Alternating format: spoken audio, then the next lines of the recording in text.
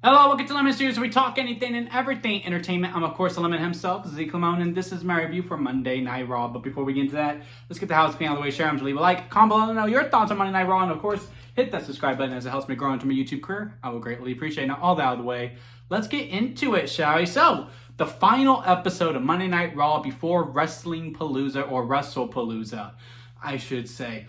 It's really funny when people talk about this event because it's just so hard to take the name seriously, but I feel like over time we will be able to swallow it a little bit better. It's a brand new name, and they do want to try to make this a big event, to maybe make it one of the big five. Maybe we'll have a little Sinister Six going on when it comes to the PLEs, because I don't see Money in the Bank losing the 5 spot, and they really do want to invest Survivor Series as the solid number 4.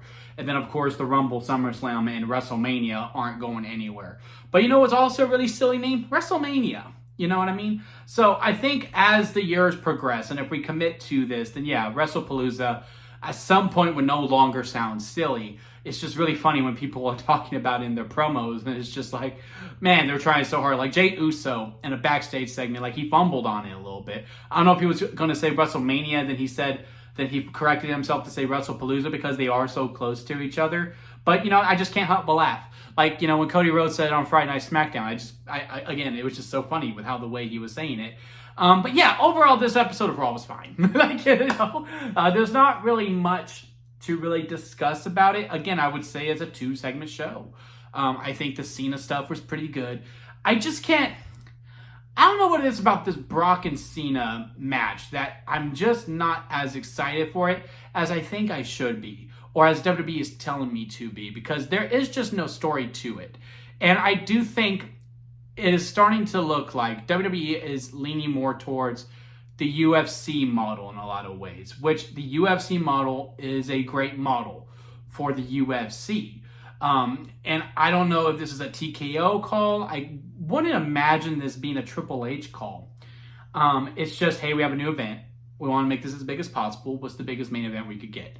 And Brock Lesnar versus John Cena are 2 really big names. But if you were to ask me what should main event the show, I think the mixed tag should main event it. And you should put both belts on the line. Now, we're not doing both belts on the line, and that mixed tag is not main eventing. I do hope it's co-main event. I hope we kick off with Cody versus Drew. And then as the night progresses, then we have the other two, which will be 3. And then the 4th match will be the mixed tag, and then Cena and Brock close it out. Just so that I'm not having a huge void throughout and then just watching the show at that point. Because the mixed tag is what I am mostly looking forward to. I think the segment, the face-off between the 4, was absolutely great. And did it go a little long? Maybe. But I was honestly loving every second of it. I was like, I don't know what we're doing at first with the whole Seth coming out to his music and then Becky coming out to her music and then Punk and AJ coming out together. I actually really liked the tidbit that Punk said of, hey, you know, I can let my ego aside to let my wife shine, and we are a unit. We're coming out to one piece of music. Now we'll see if we stand on that same business on Saturday. I would imagine they have to, because, you know, Punk's making sure to call out, hey, y'all came out to different music. Who's really in charge around here? Which, again, I like that story element quite a bit. It's just when we get to Saturday and then all 4 music plays, it's just like, really, Punk? Well, then what was all that you were talking about on Monday? And then everything that Becky said to AJ as well, saying, hey, I read your book. I'm glad you're doing okay mentally. But how's your neck? Your neck's really hurt. And how are you, Punk, going to be able to handle it when I break her neck again? And then AJ talking about how she is a Puerto Rican from New Jersey, so she'll shank a chick if she has to. That was so funny. I really did like that quite a bit. And then, you know, of course, Seth coming back at it with the, hey, little girl, don't, like, and Punk was like, dude, no, look, I hate you, but there are certain lines you don't want to cross, and that's one of the lines you don't want to cross. And then, of course, she slaps him, and then the callback to, I would never hit a lady, but I know someone who would. And then he looks at Becky, and Becky's looking back like, where is she? Because it ain't me. I ain't doing it. And then, of course, it's all the ruse. Manhandle slam. make them look strong because they're going to lose at the PLE. I would imagine AJ Lee pins Becky Lynch. So Punk and Seth can go one way, and then AJ and Becky can go the other. And then, of course, the circle of life continues. Yeah, it was just a really good segment. I loved all the talking segments between all of them, like all the points they made. Again, could we probably shaved a little bit off of it? Sure, absolutely. But, I mean, the crowd seemed to love it. I loved it, so I really don't care. As for the matches on the show itself, again, they were fine. It's just, at some point, WWE needs to change up the main event. And I was really trying to think on this because I couldn't help but think this way. It's like, man, I see the same main event every single week. It's the Vision in some way, in some capacity, versus LA Knight, a Jey Uso, a CM Punk, or some mixture of the two with either that tag match or the one-on-one, and it always ends the same. There's a good back and forth. Maybe the Vision, the winner may change. It could be the LA Knight. It could be the Vision. It could be whoever, and then there's shenanigans that happens afterwards, or it ends in DQ, and then that's it. And I was just thinking, like, God, man, why can't they just do anything differently? And then I was having a conversation with someone who goes, well, you know, they're just doing what they did with the Judgment Day when they're in the peak, when we all thought WWE was great in 2023 and 2024. And I just think it goes back to my argument that I was saying on the road to WrestleMania 41. It's just that the standard is different now. Back then, with the Judgment Day, because, yeah, you know, I was thinking back on it, and, yeah, we had the same form of six-man tags, tag team, one-on-one matches, whether it be a Damian Priest, Finn Balor, or Dominic Mysterio versus Cody Rhodes, Seth Rollins, or Kevin Owens, or Sami Zayn. It was always one of those combinations, or that full combination, as the main event of Monday Night Raw in 2023. When, you know, we're like, oh, WWE's great, they can do no wrong at this point. So Triple H has gone back to that. It's just the standard is different now. We've been there. We've seen that. We just need something different. We need some freshness. I honestly don't mind the tag matches. And I like all the story beats that we do afterwards, like what we did with Jey Uso. You know, I like that he speared him. And then I like that LA Knight gave him a BFT back as a receipt. Where, you know, again, the line is blurred. No one's really a bad guy. No one's really a good guy. But at some point, Jey Uso and LA Knight are going to clash. And I am really looking forward to that feud whenever we get to that. Again, if we could prolong it to WrestleMania, I think there's money in that. I think that's a good middle card WrestleMania match if we are able to deliver on it, or maybe the final chapter be at WrestleMania. But it doesn't need to be the main event. It's what I am mainly trying to say. This could have been in the middle, and we could have had that face-to-face be the final thing that we see as we head in. Then, like, yeah, I will look more forward to Wrestlepalooza, but when we got to the end of Raw here, I was just like, okay, yeah, that was another episode of Raw. And then, you know, we had the Kyrie versus Stephanie Vecchia match. It was fine for what it was. And I want to get more excited for Stephanie versus Io, but I just can't because, you know, the build just hasn't been there. No fault to really anyone because, you know, Naomi got pregnant and, you know, that's great news. But then we didn't really capitalize on it. This match just got announced, and then there was going to be a contract signed. Then there wasn't because Stephanie couldn't make it to Raw, but yet she could make it to NXT.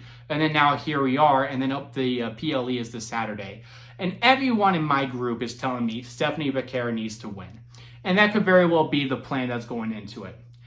I honestly say Io Sky should go over. And that's not just me saying because, you know, I'm a huge Io Sky mark. I am. That's my favorite girl wrestler right now as we speak. But my thing is that in October in Crown Jewel in Australia, I'm pretty sure Rhea Ripley is going to be in that world title match now that we're not going to do the champion versus champion thing. Because there's no way you're not going to have the Australia show and Rhea Ripley's not going to be the main event. And I don't see Rhea Ripley losing in Australia either, especially if she is the main event. And I just don't want Stephanie to have a short title reign. And I also just think we didn't do enough to make Stephanie fully credible as a champion. Now, the argument my friends make is that Stephanie's over enough that it really doesn't matter the lack of build that we've done.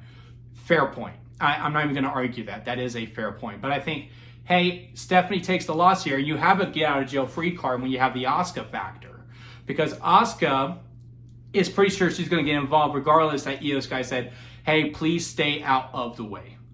And then Asuka's going to come out and help Io either way. Is going to make like she lose. Stephanie still looks strong. And then we could do the Io versus Rhea match at Crown Jewel where Asuka does cost Io the match. So that way Rhea could finally beat Io, but not in the way that she would have liked in her hometown. You finally get over this giant hurdle, but it wasn't the way that you wanted, and we tainted your homecoming. And Asuka is the crux of that. I just think there's a bigger story there if we are to do that, which is why, again, I lean more towards Io should win. One, she's more well established. The Asuka storyline just deserves that spotlight with the title. I don't need Io versus Asuka to be for the title, which is why, again, I have Rhea going over in Australia. But again, there is that asterisk there because Asuka helped her, and Rhea is still pissed off about that. That buys us to November. Then when we do get to Mania season, we can do Asuka versus Io and then Rhea and Stephanie properly, because then I have Stephanie winning the Rumble that way. But that is just my crazy fantasy booking that I have booked all the way up to WrestleMania. Maybe I should do a video on that. I don't know. Let me know if y'all would be interested in that. But yeah, that's the only reason why I think that. Now, again, that's with my fantasy booking. If Stephanie is to win, I'm not going to be upset about it. I might think it's a little too soon. But, you know, Stephanie can handle it. She's done a great job, and maybe she does need that focus on it. But again, I think to do Rhea versus Stephanie super early and to make Stephanie a transitional champion is just a huge mistake to me. Lyra versus Roxanne was a lot of fun. I did like that one. Probably my favorite match out of all the matches that we had tonight. To me personally, like I liked Penta versus Kofi, but again, it's just kind of the same stuff week after week. I am glad Penta won this week. And then the Grandes, because there's 3 of them now, with AJ Styles and Dragon Lee. Again, it's fun stuff. I would like to know what the end game is with the Grandes. I did like them doing the Spider-Man meme afterwards. I just would like to know what the end game is, but I am still having fun with it. But yeah, Lyra versus Roxanne, again, probably my favorite match of the night so far, and it was the first match. There was distraction, but you know, Raquel did get kicked out, which I am happy of. I am kind of hoping we do implement a rule that, you know, hey, just no friends allowed at ringside, and then we could do all the shenanigans afterwards. Good back and forth. Lyra wins. Raquel comes back out, and they jump her. Bayley comes back to her return, and I am really liking what we're doing. Again, I really hope as we move on, we find that middle where she's not fully schizophrenic, because right now she is full-on schizophrenic, which I don't mind. Because she comes out, she's hugging everyone, she's super happy. You can see her like she was like struggling with it because she does the head thing of like, which voice do I listen to? Okay, oh, I'm with the fans, I'm really happy, I'm gonna hug everyone. Then we get backstage, she's arguing with herself, door opens, and then there she is, she's the ding-dong hello. She's the role model, and you know, she's kicking her out. Again, if we could find that middle, where she doesn't have to go full on in every single character, and we could just tell which voice she's listening to, I think there's some real magic here. So I really did like everything that we did with Bayley. At some point, we'll do Bayley versus Lyra properly. I would assume we do the tag match first between the Judgment Day and them two. And maybe they go on a little run and they go for the tag titles and they lose, and then that's how we get to Bayley versus Lyra. I'm all for that.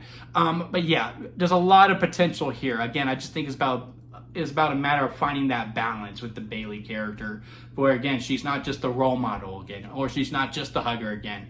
We find that little middle there, but yet we still keep the voices in her head, and we can just tell by her facials and how she's thinking of which, again, that angel and that devil, which one she's going to listen to more. So yeah, really intrigued about the future of WWE, but as for the episodes themselves, and even Wrestlepalooza to an extent, I'm just not fully as excited as I would like to be. The card is great for this Saturday. By the time it gets here, I will still be super excited.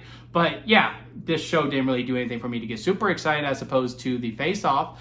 But a lot of the angles here, as for the future post-Wrestlepalooza, yeah, I am really intrigued with everything we're doing with Jey Uso and LA Knight, the Bayley stuff. Once we get past the mixed tag, what do we do? Who does John Cena face after he faces Brock Lesnar? There's a lot of intrigue there, but it doesn't really intrigue me for the show that's happening coming up very soon. But let me know what y'all think about it down in the comment section. Leave a like on this video if you made it this far. I would greatly appreciate it. Hit that subscribe button as it helps me grow into my YouTube career. And don't forget to squeeze today, guys, because life is too short not to give you all. So squeeze every opportunity that you can. Until next time, I'll see you here at Lemon Studios.